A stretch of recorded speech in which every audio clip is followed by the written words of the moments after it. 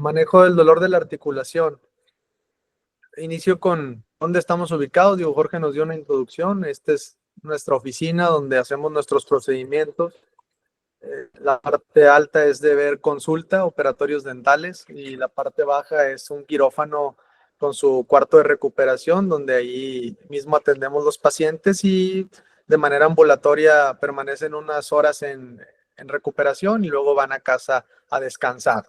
Es como trabajamos la cirugía. ¿Qué hacemos o qué realizamos? Más además del dolor mandibular que vamos a enfocarlo en esta plática, hacemos cirugía ortognática, que es una de nuestras principales áreas de interés, el corregir los crecimientos faciales no ideales y que nos provocan precisamente de lo que vamos a hablar, dolor mandibular. Y luego vienen otro tipo de cirugías como son la cirugía de rinoplastía, bichectomías, lipopapada, mentoplastías, implantes dentales, es algo muy cotidiano en la oficina, botox y plasma facial, entre otras cosas. Los objetivos generales de la plática es, bueno, vamos a tocar un poquito de introducción, vamos a hablar algo de antecedentes históricos, generalidades de la articulación, donde entra la parte de anatomía, los tipos de tratamiento que existen para ella, un poquito de revisión de la literatura y sacar conclusiones en conjunto. Como antecedentes históricos, bueno, tenemos desde 1909 que esto inició. O sea, esto inició a través de primero realizar procedimientos un tanto más agresivos con la famosa disectomía o quitar el menisco disco articular. Después viene la cuestión de reposicionamiento del mismo disco articular por tomas. Luego llega la condilectomía en algunos pacientes en el 57. Y esto es muy importante, en 1592. En 1592 se describe un procedimiento que se llama artrocentesis. En aquel tiempo se enfocaba la artrocentesis para las rodillas y precisamente en este libro producido por los aztecas para el rey Carlos V es donde se inicia la descripción de la artrocentesis en rodilla. En aquel tiempo los aztecas veían sus rodillas inflamadas, entonces funcionaban con aquellas. ¿Han visto alguna vez la película de Apocalipto? Creo que todos la hemos visto en alguna ocasión, de esta cultura maya de la que habla. Y veíamos cómo el garra jaguar o este guerrero aventaba el veneno, puntas de veneno a través de un, de un palito de madera con un hoyuelo y salía disparado. Bueno, en su situación era algo similar lo que hacían. Con eso funcionaban la rodilla y el efecto era drenar el líquido para reducir la inflamación y mejorar esa presión intraarticular. Eh, Después fue evolucionando y vamos a llegar en la plática a lo que es hoy en día la artrocentesis de articulación temporomandibular. Está también después la artroscopía por parte de Onishi en el 75, que fue un gran avance dentro de lo que es articulación temporomandibular, porque la artrocentesis entendemos como una punción en la cual vamos a aliviar dolor, liberar presión y liberar mediadores químicos del dolor. En la artroscopía tú vas a tener unos puertos donde vas a poder entrar a ella y es como, palabras simples, como si fuese un videojuego en el cual tú vas a poder ver internamente la articulación, manipular los componentes y poder hacer trabajo en ella, ¿verdad? Y luego llega el reemplazo articular. Y esto también es una gran evolución para muchos pacientes que requieren o llegan a este proceso de decir, necesito, así como existen prótesis de rodilla, de codo, de otras articulaciones, pues la articulación temporomandibular se vuelve meritoria en algunos casos.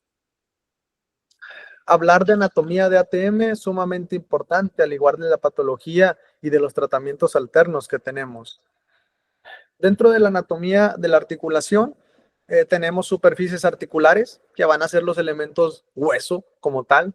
Tenemos medios de unión, que su nombre lo dice, van a ser estructuras que nos van a permitir la unión del cóndilo mandibular propiamente con esta fosa glenoidea y eminencia articular a través de ligamentos. Y luego va a venir la membrana sinovial, que va a ser ese forro interno de nuestra articulación, lo que nos va a estar produciendo ese líquido sinovial para que esa articulación funcione de manera ideal. Esta es la imagen de una articulación. Y estas son las estructuras que tenemos. Voy a ver si puedo tener un puntero láser. Sí. Este cóndilo mandibular lo estamos apreciando, o esta articulación la estamos apreciando desde una vista lateral. Esta es la parte más anterior o pegado hacia la parte, si acá siguiéramos arco cigomático, pómulo, nariz. Y esta parte es la posterior, que este es el conducto auditivo externo.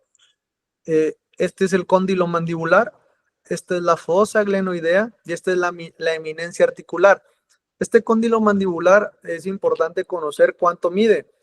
¿Por qué? O conocer sus dimensiones, porque el conocerlo te da para cuando hagas estudios de imagen, valorar si ese cóndilo está alterado en estructura, si ha tenido un proceso degenerativo. Entonces, el cóndilo de adelante hacia atrás en esta vista, tu cóndilo debe andar midiendo de 8 a 10 milímetros aproximadamente, según Jeffrey P. Okeson o Annika Isberg, que son dos grandes anatomistas de la articulación temporomandibular. Y la fosa glenoidea también es muy importante, porque esa fosa glenoidea vamos a tener un grosor muy, muy pequeño, que estamos hablando de casi menos de 1 milímetro. Estás hablando de 0.9 milímetros, algunos reportan 0.7. ¿Cuál es la delicadeza de conocer esto? El ser precavidos cuando hagamos procedimientos en ella, el no puncionar. La artrocentesis consiste en punciones. Entonces, a veces dices, vamos a hacerlo. Tienes que ser muy pensante de dónde estás anatómicamente, qué estás haciendo, porque si tú picas esa fosa y vas más allá, pues arriba de la fosa sigue encéfalo. Entonces hay que ser súper precavidos en esas situaciones. ¿Ok? Esto es el famoso disco articular. Le voy a bajar un poco a mi clima, que nos estamos congelando mi hija y yo, que está viendo la plática. Este es el disco articular. Este famoso disco articular tiene podemos apreciar en la imagen. Algunas zonas van a ser más delgadas y otras zonas más gruesas, pero su posición, lo indican en el libro, es, si tú tomases tu cóndilo como si fuera un reloj, estas serían las 12 horas. Entonces, tu parte más posterior del disco debe de estar terminando casi a ese nivel, a las 12 horas del reloj. Entonces, si está más hacia adelante, pues es cuando entendemos que hay un desplazamiento del disco, ¿ok? Y que no está en su posición ideal, y que es algo que nos sucede a muchos de nosotros que estamos hoy en la plática, y tenemos desplazamientos, y es el concepto de por qué al abrir y cerrar podemos tener algún ruido articular, pero no quiere decir que haya que atender algo porque hay ruido articular. Las articulaciones tienen una capacidad adaptativa sumamente importante, entonces hay que valorar y otras cuestiones que vamos a ir viendo enseguida. Esta es una vista frontal, como si me vieras de frente, y es mi cóndilo viéndose de frente. Entonces, polo medial, polo lateral. Entonces, este también es importante. ¿Cuánto mide este cóndilo del polo medial al polo lateral? 15 a 20 milímetros aproximadamente. ¿Ok?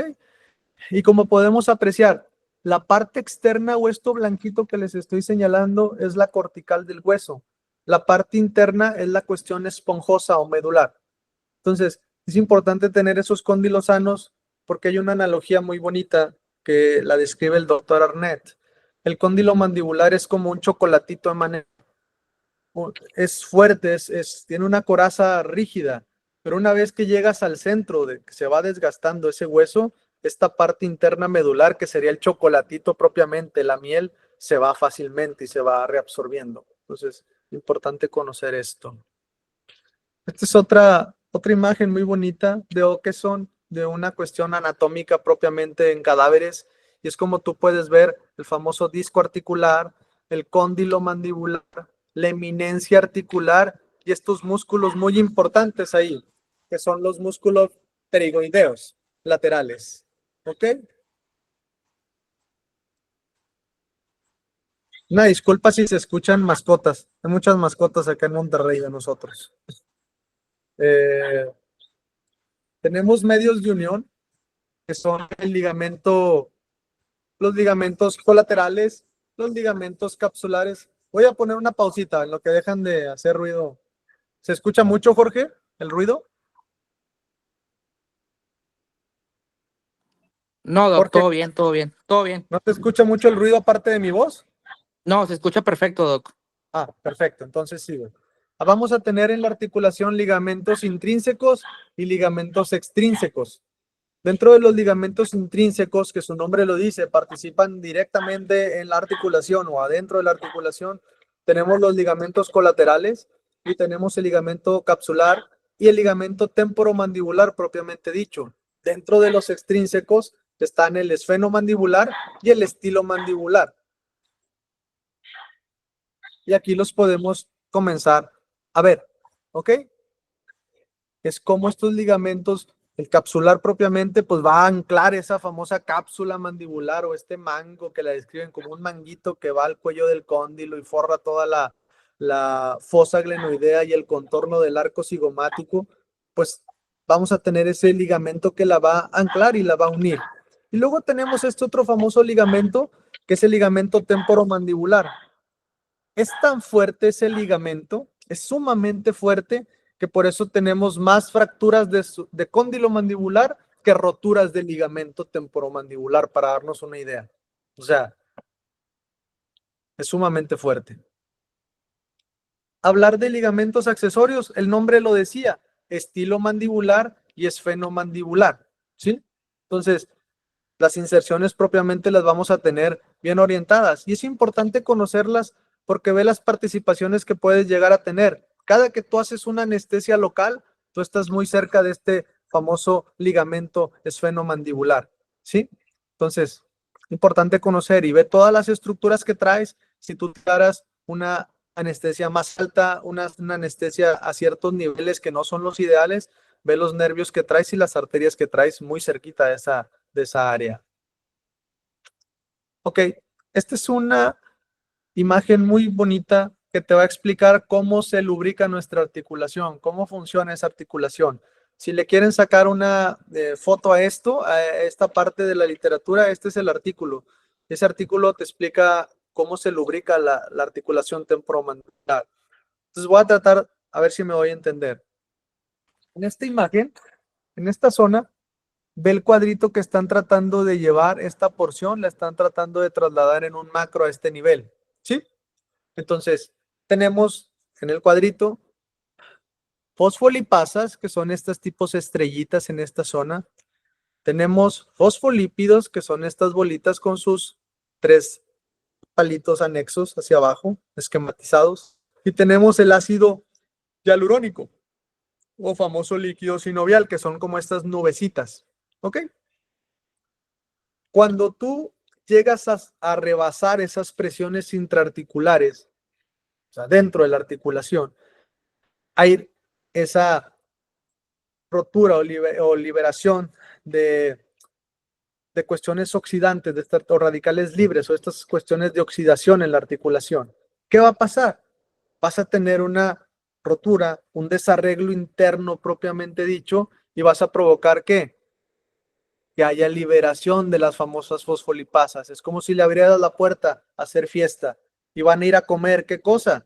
Fosfolípido. Y ese fosfolípido ya no va a tener la capacidad de producir ese ácido hialurónico. Y ahora sí, vas a tener lo que se conoce como un desarreglo propiamente de la articulación, propenso a generar mediadores químicos de dolor, propenso a generar factores degradantes del hueso como son los osteofitos, y vas a provocar una fricción entre superficies articulares como tal. Ese es el camino. Conocer la inervación de la articulación, bueno, principalmente vas a tener a tu nervio aurículo-temporal funcionando en ella, ¿sí? Que es el que bloqueamos cuando infiltramos muy cerca de esa articulación temporomandibular. Otros nervios importantes a conocer es el nervio masseter, el nervio temporal profundo. Esta cuestión es importante también. Arterias que tienes ahí muy cerquita de tu articulación temporomandibular. Tienes la arteria temporal superficial, tienes tu arteria meningia media, que en reportes literarios es la que más puedes llegar a provocar lesión durante un procedimiento de cirugía articular. Tienes la arteria maxilar interna, muy importante cuando hacemos procedimientos como cirugía ortognática o cirugía propiamente de la articulación temporomandibular. ¿Ok? Y tenemos otras arterias también importantes, más las primeras 3 que te menciono son las de mayor interés. ¿Qué hay que conocer de ellas? Yo te recomiendo, da un clavado otra vez a a la anatomía, a la irrigación de cabeza y cuello y conoce, identifica de dónde proviene cada ramo, cada arteria. Sí. Los movimientos articulares. Ok, nosotros tenemos una articulación muy distinta a muchas, hablando de humanos o cuestiones animal. Ok. Nosotros tenemos la capacidad de abrir, cerrar, lateralidad y hacer todos los movimientos en conjunto. Pero es importante conocer cómo funciona esa articulación. Lo primero que va a hacer tu articulación al querer abrir tu boca es que va a rotar, ¿sí? Va primero rotar y rota aproximadamente 20 milímetros. Y luego el resto, para lograr los 45 milímetros, algunos más, 50, va a trasladar tu articulación. Esa es la dinámica de apertura y cierre. Primero rota y luego traslada. ¿Ok? Dentro de los desórdenes que podemos tener, de acuerdo a la Asociación Americana, puede haber lesiones del menisco propiamente dicho o el disco articular, que va a ser esta famosa estructura que va a permitir el acoplamiento entre el cóndilo y la fosa mandibular. Vamos a tener inserciones discales también, lesiones en él. Vamos a tener lesiones de la sinovia, que es muy común encontrarlas. Me toca ver pacientes, dentro de lo que hago mucho en mi oficina es artrocentesis, y me toca ver que cuando punciono obtengo retorno de sangre, y no precisamente porque pinche una arteria o puncione una arteria, sino porque estoy teniendo un sangrado intraarticular a causa de una sinovitis. Tengo lesiones en el fibrocartílago articular y tengo alteraciones propiamente del cóndilo y de la fosa glenoidea. Dentro de las alteraciones musculares que puedes encontrar asociadas a la articulación, pues tienes que evaluar enfermedades sistémicas inflamatorias, ¿ok? Pacientes con artritis, tenlo en cuenta en tu interrogatorio, ¿sí? Pacientes con infecciones, pacientes con displasias, pacientes con neoplasias, crecimientos en esa área, ¿sí? Alteraciones musculotendinosas, alteraciones en el desarrollo de los pacientes, ¿sí? Inflamación propiamente dicha, hipertrofias musculares o lo contra, atrofias musculares, contracturas severas, alteraciones metabólicas propias del paciente. Por eso es muy importante el interrogatorio, sumamente importante. Y grábate el 13, cuando tengas pacientes con fibromialgia, vete muy cuidadoso. Son pacientes que ya padecen dolores a muchos niveles, no solamente a nivel articular o facial. ¿Cuál es la etiología? Se menciona que la causa del trastorno articular es una combinación de tensión muscular y problemas anatómicos dentro de ella.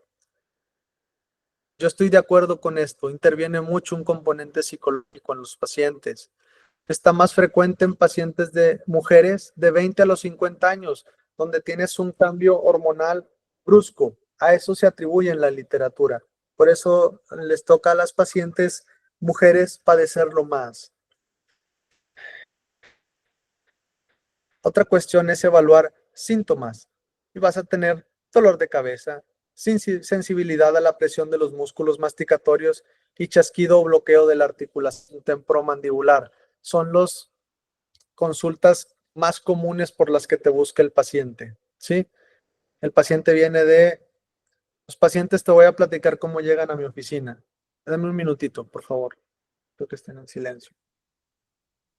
Los pacientes que llegan son pacientes que llegan. No necesito que no pases por atrás, por favor. Estoy en una conferencia. Por favor. No, necesito que estés en silencio. Ok. Los pacientes que llegan a la oficina son pacientes que ya vienen de ser manejados con guarda oclusal, que ya vienen de haber tomado muchos medicamentos. Son pacientes que dicen, doctor, ya probé esto por más de un año y no hay resultados. Traen a veces su cajita de los guardas, donde pones los guardas con múltiples guardas de distintas formas. Y a lo que voy y quiero dar en esta clase es, a veces nos vamos con un solo tratamiento, o el guarda oclusal, o la medicina, todos aislados, y no hacemos una triada o un protocolo de tratamiento. Y a veces dices, pues sí, pero yo no puedo hacer eso, y es cuando puedes hacer equipo y puedes tú como odontólogo rehabilitador hacer el guarda oclusal y apoyarte con tu colega que puede hacer el lavado articular y estar llevando un tratamiento en conjunto. Es ahí donde funcionan mejor los tratamientos, cuando hay un protocolo instalado. La patología más frecuente es la denominada disfunción o trastorno interno de la articulación y de la musculatura masticatoria. 75% de la población ha tenido algún signo a lo largo de su vida y el 33% algún síntoma. Sin embargo, las mujeres tienen síntomas con una frecuencia 3 veces mayores y la demanda de tratamiento es de 9 veces mayor a los hombres. ¿Ok? Ahora, entender el concepto de desplazamiento del disco o cómo se clasifica principalmente es, existe el famoso desplazamiento anterior del disco con reducción y el desplazamiento anterior del disco sin reducción. Y lo voy a tratar de explicar de una forma muy sencilla para que en tu consulta digas, bueno, me sirvió esto que me dijo Sergio y lo puedo estar ubicado en qué tiene mi paciente. Cuando hay un desplazamiento anterior del disco, el disco articular se desplaza hacia adelante. Ok, entonces cuando tú o tu paciente abre tu boca y escuchas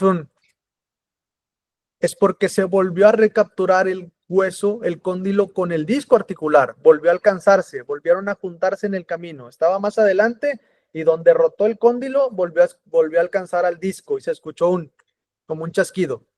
Cuando tú vuelves a cerrar la boca, se vuelve a escuchar y otra vez se volvió el disco a donde ya está desplazado, pero tu articulación funciona, está adaptada, funciona bien. Cuando esto no sucede, cuando dices, oh, yo no puedo abrir, mi paciente no abre más de un dedo, Sergio. Ah, ok. Entonces, ¿qué está pasando? Tu cóndilo mandibular ya no tiene la capacidad de rotar porque hay un obstáculo que se llama propiamente el disco articular y el paciente tiene un trabamiento mandibular, ya no pudo abrir su boca. Y es ahí cuando hay que atender, porque está conjugado también tanto a limitación de apertura como a dolor mandibular. Sí se entiende la diferencia entre desplazamiento anterior del disco con reducción y sin reducción. Con reducción, tú vas a poder abrir la boca, pero vas a escuchar un chasquido. Sin reducción, tu paciente va a estar con bloqueo mandibular. De los tratamientos de ATM, los podemos subdividir en no quirúrgicos y quirúrgicos. Dentro de los no quirúrgicos tenemos guarda oclusal, farmacoterapia, medicina, fisioterapia, manejo con tu fisioterapeuta, masaje en musculatura macetero-temporales, occipitales, trapecio, esternocleidomastoideos e incluso a veces omóplatos. Aplicación de Botox en músculos maceteros y temporal ayuda muchísimo. Educar al paciente es, relájate paciente, vamos a buscar actividades, cuestiones que nos ayuden a que tú mejores, a disminuir hábitos parafuncionales como morder plumas, lápices, las uñas, tener hábitos viciados. Sangre autóloga, ¿es no quirúrgico? Ok, sangre autóloga lo voy a clasificar en un apartado. Quiero hacer un paréntesis porque lo puse sangre autóloga. No sé si a ustedes les ha llegado ese paciente, imagino que sí, que se luxa constantemente, que queda con la boca abierta y ya no puede cerrar otra vez, ya no puede lograr llevar su mandíbula a su posición.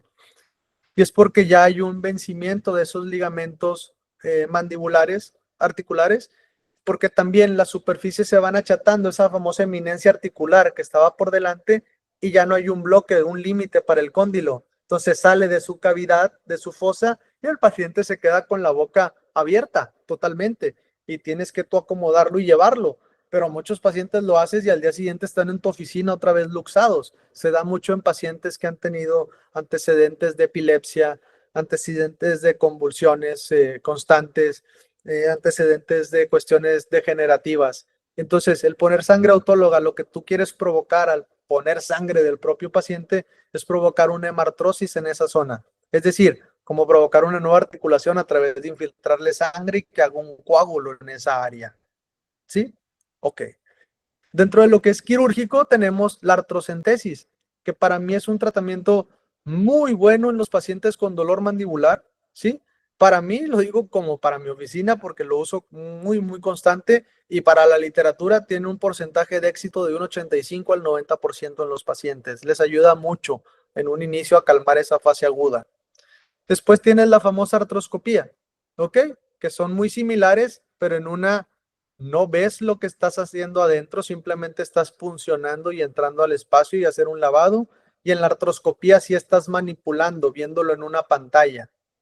Después vienen otros tratamientos para otro tipo de patologías. Hoy vamos a irnos a principalmente un manejo de dolor agudo. Hay otros tratamientos como la condilectomía, que es cortar, obviamente su nombre lo dice, hacer un corte de un segmento del cóndilo. Sí, hacer remodelación de esa articulación, que es la artrotomía. Reposicionar el disco propiamente. Está la disectomía, quitar el disco porque ya está muy lastimado, entonces ya no conviene tenerlo ahí. Y luego prótesis de ATM, prótesis. ¿Cuándo vamos a pensar en usar una prótesis? Pacientes que tuvieron un desgaste tremendo, que ya no tiene rescate con lo anterior, con el anterior manejo más conservador. Ya llegaste a una prótesis.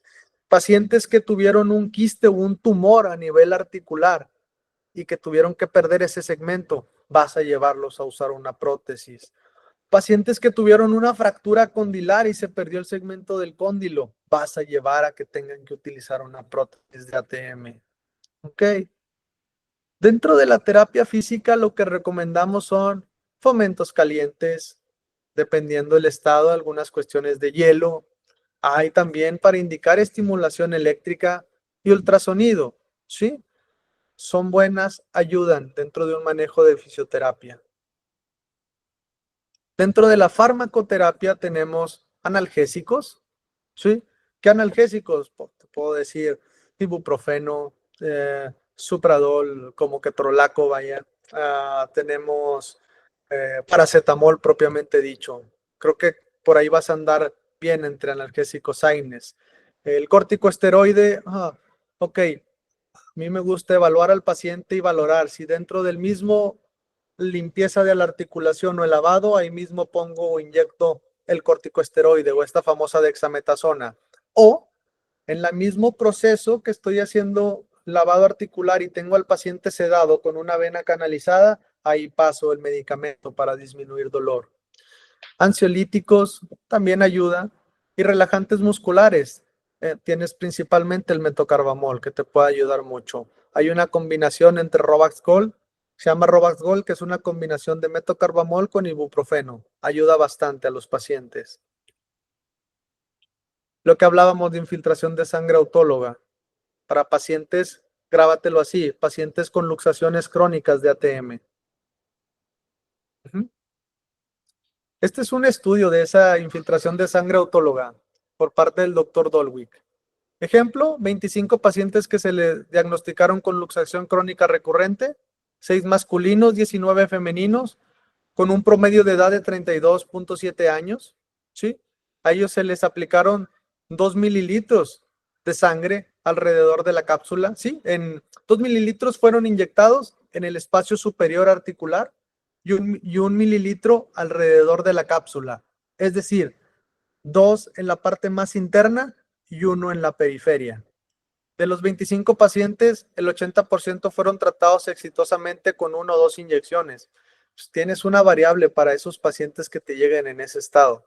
De decir, tienes una opción de que hagamos algo por el paciente de una manera no invasiva o conservadora. Sí. Y luego llegamos a los músculos importantes. Ok. Aquí quiero hacer otro paréntesis, porque aquí ya voy a hablar de cómo trabajo las cosas en mi clínica. Te hablé ahorita de AINE, te hablé de fisioterapia y te hablé de artrocentesis. Los pacientes que llegan a la clínica con dolor miofacial, cuando hablo miofaciales, me duelen músculos, me duele articulación, me duelen temporales, ¿sí? Entonces a mí me gusta, si el dolor existe articularmente también asociado a músculos, ¿ok? Manejo una tríada de tratamiento, y esa tríada de tratamiento se llama guarda oclusal, Botox y lavado articular. Uso las tres simultáneas, no por aparte. De ese modo, ataco por diferentes flancos la molestia y el dolor de mi paciente. Entonces, ahorita voy a hablarles de cómo aplico mi toxina botulínica en el paciente. Y esto es hablar del músculo macetero y conocerlo y por qué es sumamente potente y fuerte. Creo que esta imagen acercándola te va a dejar un músculo con bastante fuerza. Algunos libros le dicen que tiene hasta 3 haces, otros que tiene 2. En sí es un músculo sumamente fuerte. ¿Ok? Y el Botox se va a utilizar para disminuir la fuerza de contracción del músculo, para que tengas menor potencia de apretar tus dientes y que el músculo se relaje. Sobre todo por las noches, que es cuando más se produce esta situación de bruxismo, de apretamiento severo, aunque tu músculo quisiera apretar, el Botox ya está inhibiendo esa contracción del músculo. Ese es el mecanismo de acción, inhibir esa contracción. Entonces hay que aplicar ese Botox, pero hay que conocer las cuestiones anatómicas. Y es importante observar que el músculo viene en esta zona, pero ya no está aquí, ya no está en esta área. Y que acá atrás hay que conocer que tenemos esa famosa glándula parótida, la cual es atravesada por el nervio facial. Entonces, una mala punción de aplicar Botox te puede desencadenar una parálisis facial. Y luego hay que conocer cuánto dura el efecto del Botox. Te está durando entre 4 a 6 meses. Entonces, estás hablando de 4 a 6 meses con parálisis facial, no creo que tu paciente esté contento. Por eso hay que conocer este tema de la anatomía y qué estamos haciendo. Hay muchos reportes. Te voy a pasar esto para no aburrirte, pero hay muchos reportes donde está totalmente justificado el utilizar toxina botulínica para el manejo de ese paciente con dolor muscular. ¿Sí? Muchos estudios donde te dan ese punto o ese voto de confianza para utilizar esta toxina botulínica. ¿Ok? Ve esta parte y ahí empezamos a entrar a muchas cositas diferentes. Y es donde te quiero brindar un panorama integral de cómo ver al paciente con dolor mandibular. Y no solo quedarte con, pues me visitó, le dolía, le puso en guarda y hasta ahí llegó. No, podemos asesorar más. En caso de que tú no lo hagas, puedes asesorar al paciente a buscar atención. Esa es la parte que debemos cumplir. El paciente con bruxismo está altamente relacionado al paciente que tiene apneas del sueño. Ese paciente que no ingresa adecuadamente su oxígeno y tiene episodios donde no está oxigenando, tiene obstrucciones y a eso se le considera apnea, el dejar de respirar durante 10 segundos o más. Y ve el bruxismo que puedes alcanzar en esos pacientes, dependiendo del tipo de apnea que tienes. Y te acordarás que has de tener muchos pacientes que traen este tipo de desgaste. Aplicar Botox, la dosis recomendada, pues máximo 20 unidades por cada macetero en 3 a 4 puntos. Me gustó este artículo y esta descripción para dónde son las zonas de seguridad para aplicar esta toxina. Se hace este dibujo, se dibujan como si fueran cuadrantes del 1 al 3 en la parte superior, del 4 al 6 en la parte inferior, y te está diciendo que los puntos de seguridad son el cuadrante 5 y 6. Otra forma de hacerlo es, siente tu músculo y pálpalo y dibújalo. Dibuja borde inferior para no irte más abajo, dibuja borde posterior, siéntelo y dibújalo. Y entonces siente ese músculo y ve poniendo tus puntitos. Al momento que el paciente contrae, marca con un plumón dónde vas a poner tus puntos. Y de ese modo tienes seguridad que estás en un plano muscular y no en un plano no ideal que puedes tener complicaciones. ¿Ok? El famoso guardo oclusal. Y aquí, pues, existimos muchos, estamos varios doctores, no sé el número de doctores que estemos escuchando o conversando, no lo veo, pero sé que todos han de haber puesto un guardo oclusal, todos. Y hay muchos tipos de guardo oclusal. A mí en lo personal no me gusta mucho ya el guarda de acetato, lo usé mucho tiempo, sí, lo usé. El famoso guarda de acetato que en ocasiones los ortodoncistas utilizan en un calibre muy pequeñito, delgadito como un retenedor, para que no se muevan los dientes. Pero hablando para el manejo articular, al paciente no le suele ir súper bien con ese tipo de guarda porque estimula que aprieten más ese plástico. Entonces resulta contraproducente. ¿Ok? Bueno, ¿cuál usamos? Estamos usando un guarda de acrílico, pistas planas, ¿sí? Un guarda tipo Michigan. Eso es lo que estamos haciendo. Y hoy en día lo que hago es, hago el lavado articular y mientras el paciente se está recuperando de la sedación, hacen el escaneo de la boca del paciente, ¿sí? Ambas arcadas, en oclusión, y mandamos confeccionar el aparato y lo estamos instalando en un lapso de 2, 3 días, que esté más a gusto el paciente. Y vamos haciendo pruebas de papel articular para que queden los contactos parejos y que sea lo más idóneo posible. Sí. Tratamientos, lo que continuamos es esto. La famosa artrocentesis. Ya te hablé del Botox, ya te hablé del guarda y ahora sigue el manejo articular propiamente dicho. Entonces, hablé un poquito que se desarrolló desde 1552 en ese manual azteca y luego Fray Agustín Farfán lo lleva al rey Carlos V en España en un libro de medicina herbolaria en aquel tiempo. Y luego vienen en el 91 el profesor Frank Dolwick, que desarrolla esta famosa técnica que se llama artrocentesis, propiamente de la articulación temporomandibular. ¿Qué es la artrocentesis? Esto es la artrocentesis. Muchos tal vez ya la conocen, otros no.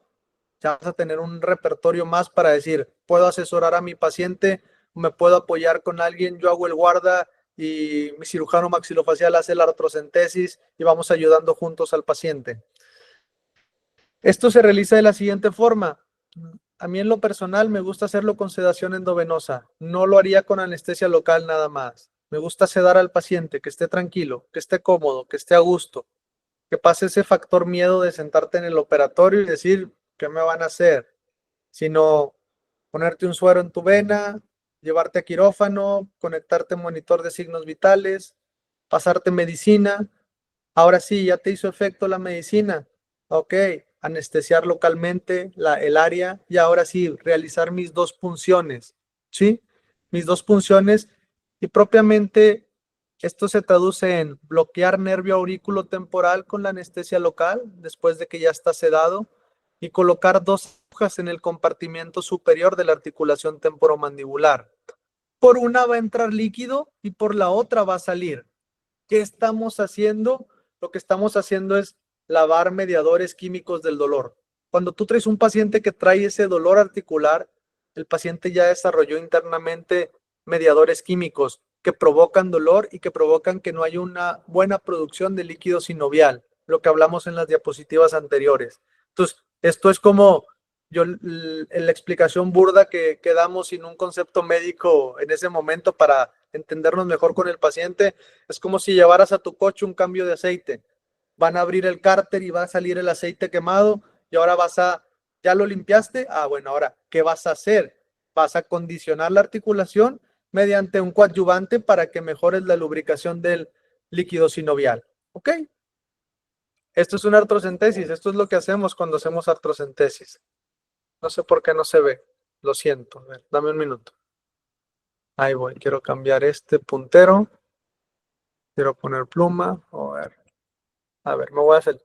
Voy a ponerlos así un poquito para que se vea. ¿Ok?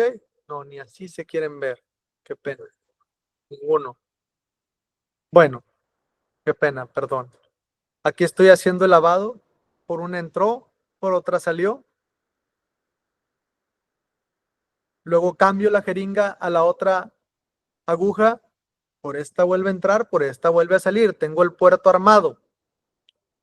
Ya limpié la articulación. Aproximadamente utilizo 4 jeringas de estas. O sea, 80 mililitros a 100 mililitros de lavar. Todo lo que entra debe salir. Todo lo que entra debe salir. Y luego esto amarillo que usted ve aquí se llama plasma rico en factores de crecimiento. Sacamos sangre del paciente, lo centrifugamos, obtenemos los factores de crecimiento y los vamos a llevar internamente a la articulación para mejorar y estimular esa producción de líquido sinovial. Tiene propiedades antiinflamatorias, Sí, tiene propiedades bacteriostáticas y tiene propiedades regenerativas. Yo quiero que ese entorno esté mucho mejor. ¿Ok? ¿Cuándo está indicado esto? El famoso candado cerrado. ¿Qué es el candado cerrado? Cuando el disco está desplazado y que no tiene esa reducción, que tu paciente quiere abrir y ya no puede abrir más de 1 o 2 dedos. Es cuando se está sumamente indicado. Pacientes que tienen dolor, está sumamente indicado. Y en pacientes que tienes con artritis reumatoide, que a todos nos llegan a nuestra clínica, tienen el éxito de un 70 al 90%. En métodos de acción, ¿cuál es su mecanismo de acción? Eliminar mediadores inflamatorios. Interleuquina 1, interleuquina 6, interleuquina 8, factor de necrosis tumoral. Todos estos factores están sumamente involucrados en provocar un desarreglo o un entorno ideal en la articulación. Y otra situación idónea es liberas las adhesiones del disco articular. Una vez que ya hiciste lavado, mi paciente está sedado, ¿qué hago? Me apoyo y forzo la mandíbula, que abra más, que se elongue, y eso me va a dar beneficios. Complicaciones son muy bajas. Denme un minuto. No pueden hablar, estoy en una plática. Siéntate aquí y ya. Perdón, estoy en familia. Una disculpa. Complicaciones se presentan en un 2 al 10%, ¿sí? Puede haber lesión al nervio facial, ¿sí? Puede haber un hematoma preauricular si no eres precavido y no ubicas bien tus punciones. Puede haber lesión a la arteria temporal superficial si anatómicamente no estás ubicado en lo que estás haciendo. Puedes provocar una fístula arteriovenosa si desgarras o puncionas no idóneamente esa área. Puede haber una perforación intracraneal, como lo mencioné en un inicio, perforar la fosa glenoidea y estar entrando al encéfalo. Si haces movimientos bruscos, no tienes esa situación de conocer, de ir suave, dónde estás ubicado, puedes tener fracturas de agujas y puedes tener movimientos mandibulares limitados después del procedimiento. Hay que estar muy seguro de lo que vamos a hacer. ¿Sí? ¿Cuál es el paciente con dolor orofacial? Sí, mi amor. Grábate estas caras. ¿Cuál es el paciente con dolor orofacial? Parece que está su articulación, parece que está su oclusión bien. Parece que está bien, pero esa cara va a tener dolor orofacial. Grábatelo en tu consulta. Ese paciente es con dolor orofacial. ¿Por qué? Porque tiene mandíbula atrás, porque tiene incompetencia labial, no puede juntar sus labios pasivamente a causa de que la mandíbula está pequeña, está chiquita, ¿sí? Entonces él tiene que hacer movimientos más forzados para poder llegar a juntar sus labios, para poder masticar, para poder respirar, para poder funcionar. Es una cara que siempre va a estar mucho más cansada y más forzada. Y si le sumas a ello un problema respiratorio, pues es un paciente que no descansa por las noches y tiene una tendencia a apretar dientes. Entonces traemos un cuadro de dolor orofacial. Otros pacientes con dolor orofacial, si tu oclusión no es la ideal, vas a tener sí o sí dolor orofacial. Simplemente tú mimetiza esa mordida. Es tu mordida y empiezo a hablar aquí, da la conferencia. Por supuesto que vas a tener a los 10 minutos, ya me duelen mis músculos, ya me duele mi articulación. Algo no está bien. Entonces aquí lo que quiero mencionar es, muchas veces decimos, trae dolor articular, la articulación es la causante. No, la articulación es la víctima de una malposición muchas veces del crecimiento facial que nos lleva a una mala mordida, que nos lleva a un mal funcionamiento de los músculos y de, ahora sí, la articulación temporomandibular. En sí, ella es una víctima de todo esto que muchas veces pasamos por alto y no vemos, ¿sí? Simplemente ve su forma de cara y ve la posición de sus cervicales, ve la posición de cervicales, las posturas de las cabezas, ve las posturas de las cabezas, trae modificación desde cervicales, ¿ok? Otras caras con dolor, ¿sí? Mira, cómo modifican, dependiendo si es clase 3 o si es clase 2. Ve lo que pasa, ve lo que sucede ahí. Otros pacientes que estamos preparando actualmente para procedimientos. Ella viene de otra consulta con guardas oclusales y donde le dicen, ya no hay nada que hacer. ¿Cómo que no? Sí hay que hacer, pero hay que diagnosticar. Paciente con perfil clase 2, mandíbula atrás, compensada ortodónticamente. Se hicieron brackets en su momento y se quedó una sobremordida, ¿sí? Una sobremordida que rebasa casi su diente superior al de abajo. Sus dientes de abajo o inferiores casi le pegan al paladar por dentro. Y la distancia tiromental es corta, ¿sí? Es corta. Hacemos plan de tratamiento. Entonces el plan de tratamiento es lleva esa mandíbula y ese maxilar adelante. Pero antes de eso pasa por guarda oclusal, artrocentesis, botox. Y damos 3 meses al paciente de decir cómo nos estamos enfriando ese dolor que traes. Doctor, segundo mes y mi dolor del 9 en escala 0 a 10 bajó a 3. Ah, vamos muy bien.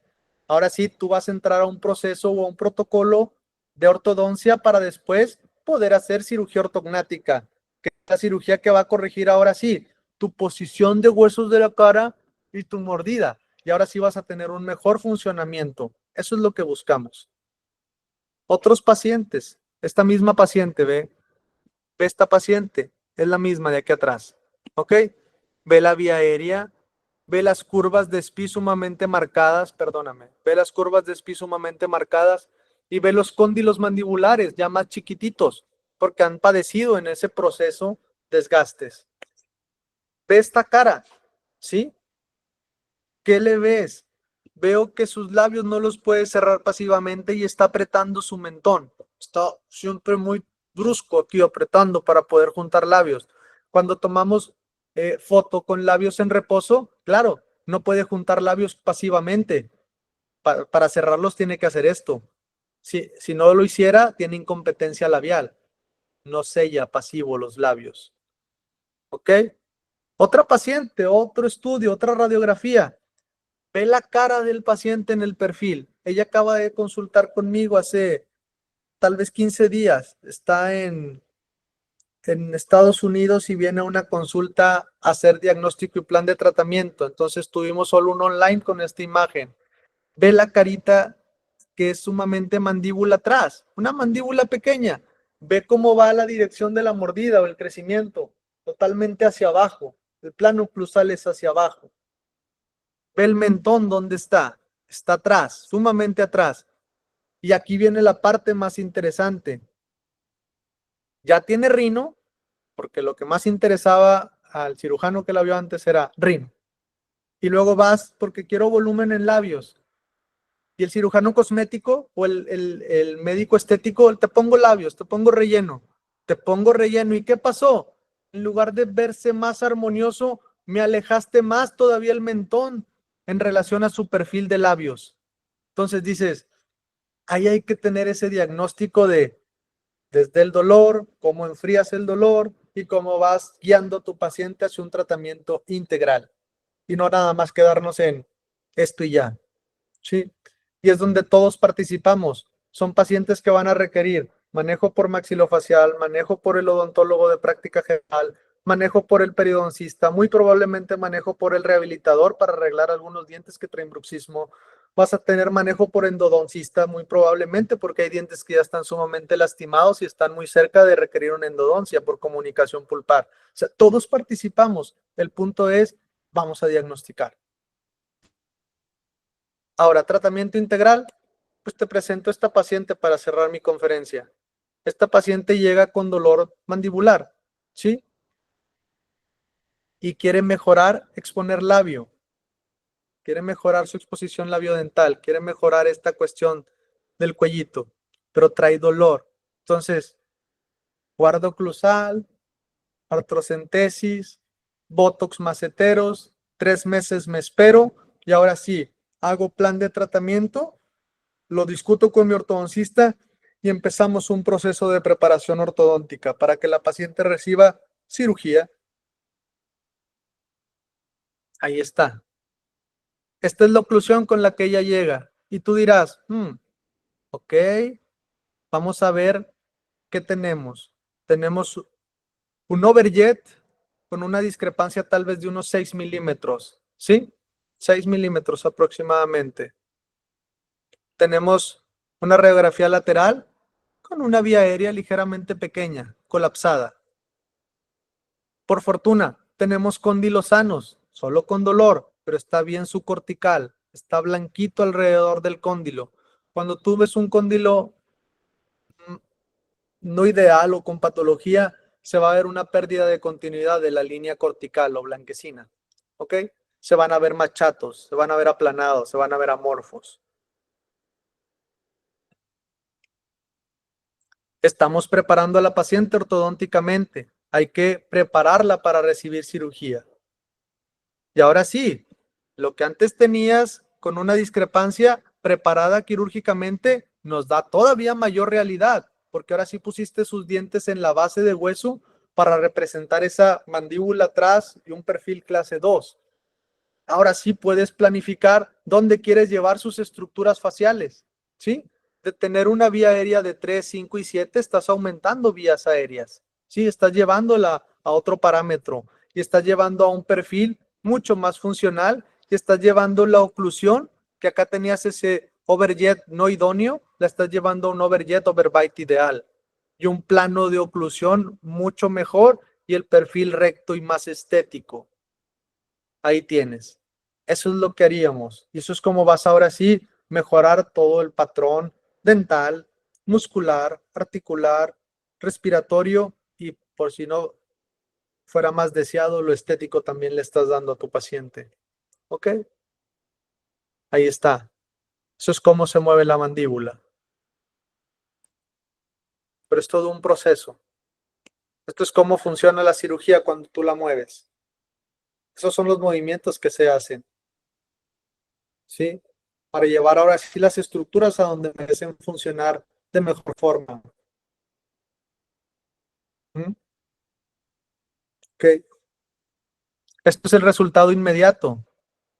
Cuando ya la llevaste a anestesia general, ahora la paciente está más relajada. La mandíbula todavía se fue más atrás. Cuando tú operas, ahora sí, tu perfil facial, tu conjunto, cierre de labios, esta situación mejora muchísimo y tu cuello ahora es más largo. Y este es un testimonio de la paciente. Le agradezco que me deje presentarlo sin cubrir la imagen, nada.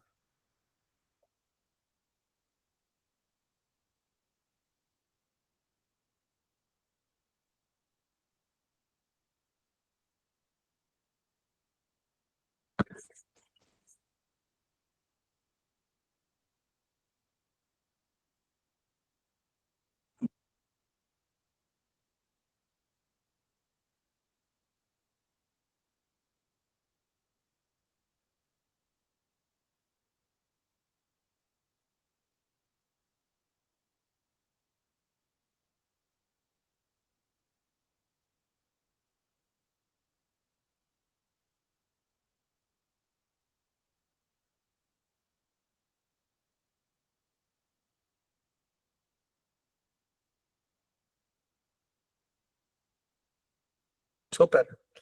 Entonces, este es ella. 3 meses de cirugía. Perfil mucho más armonioso. Una mandíbula, una línea mandibular, un jawline mucho más definido. ¿Sí? Una bonita exposición labiodental al sonreír. Bonito perfil. Ya si ella quisiera más, es que lo hemos platicado y llegará el momento tal vez hacer un poquito de rino, que la rino aún así, cuando hicimos el avance del maxilar, se respingó un poquito. Pero hay cuestiones que todavía se podrían ver más armoniosas, más bonitas. Ve como cuando sonríes tienes un músculo que se llama depresor del septum nasal y jala un poquito la punta nasal. Eso lo podríamos mejorar con rinoplastia. Ella 5 meses antes de quitar brackets, ¿sí? Muy bien, muy estable, recuperándose, ya comiendo mucho mejor, ¿sí? Una sonrisa muy bonita, muy natural, su evolución, su oclusión final, clase 1, molar y canina, ¿sí? Mis profesores, es una mezcla entre funcionamiento facial desde una perspectiva cirugía ortognática totalmente, manejar el dolor mandibular, y que es Alejandro, y Abraham, que es un manejo estético de la cara. Es un mix entre lo que buscamos hacer, que las cosas funcionen y se vean bien. Y otros profesores, ¿te acuerdas que viste a Frank Dolwick en un inicio donde describía la artrocentesis? Bueno, aquí está, y es muy bonito aprender de él y todo el proceso que se ha tenido en la cuestión manejo integral de la cara. La cara se debe de ver, no nada más para llegar y que te hagan un mentón y unas bichats y una lipo. Siempre y cuando el paciente esté sano, cumpla con esos estándares, está bien. Hay que evaluar. Si con hacer un mentón no vas a lograr resultados óptimos, también hay que decírselo al paciente y decir, están estas opciones, este es el rango ideal, este es el deber ser, y también escuchar a tu paciente. Doctor, parece perfecto, pero a mí me gustaría quedarme en este parámetro. Perfecto, pero cumpliste con explicar todo lo que el paciente podría alcanzar o tener alcances de mayor éxito. Es ahí donde yo les quiero compartir cómo veo esta parte de evaluar desde el dolor mandibular hasta llevarte a una cara funcional y estética. Aquí estamos con mi Instagram, con mucho gusto. Si tienen alguna duda, alguna cuestión y yo los puedo apoyar, estoy encantado de hablar con ustedes y seguir aprendiendo en conjunto.